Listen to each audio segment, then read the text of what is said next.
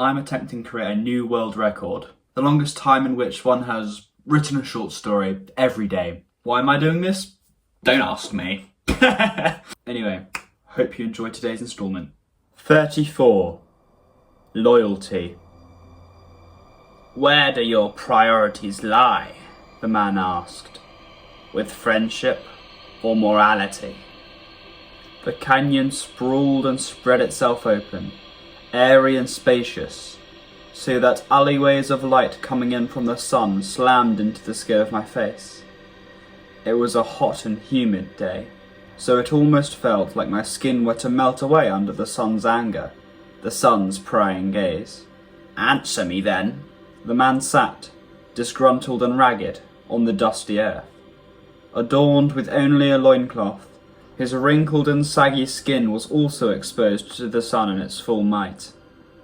Hampered and struggling, his swaying movements back and forth seemed riddled by an inherent sort of weakness, a shivering, shaking weakness that plagued only those who went long periods of time without food or water or sleep. Go on, he repeated. Well, I began, shimmying a step backwards. Just leave them. We don't have space all the time to deal with these manky-ass kind of beggars, my friend said, placing a hand on my shoulder. I looked over at him, and within his murky green eyes, therein lay a strange look of apprehension. It was almost an accusatory look, and it truly dug deep into the crevices of my soul, almost as much as the sun beat down on my skin. I am not a beggar, the man croaked, his voice awfully shrill. I am but a man. My destitution does not detract from my humanity, thank you very much.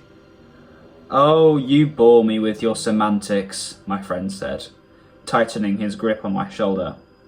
Bloody Riddler. We have no time for your superfluous word games. His hand left my shoulder, and he trudged over to our cart.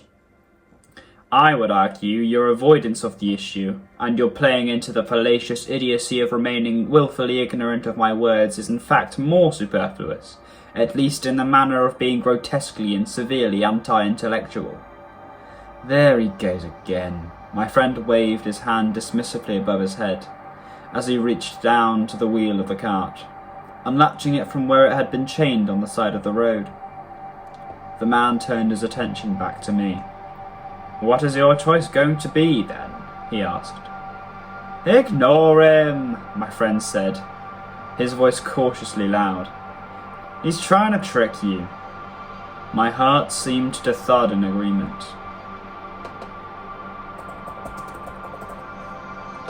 My heart seemed to thud along in agreement, and with that, a sudden storm erupted in my chest along with it. A strong storm, one emboldened by the memories of the laughter I had with my good friend, of the good memories of the times spent drinking, the times spent with women, of tricky sales made and the many, many failures we had endured together.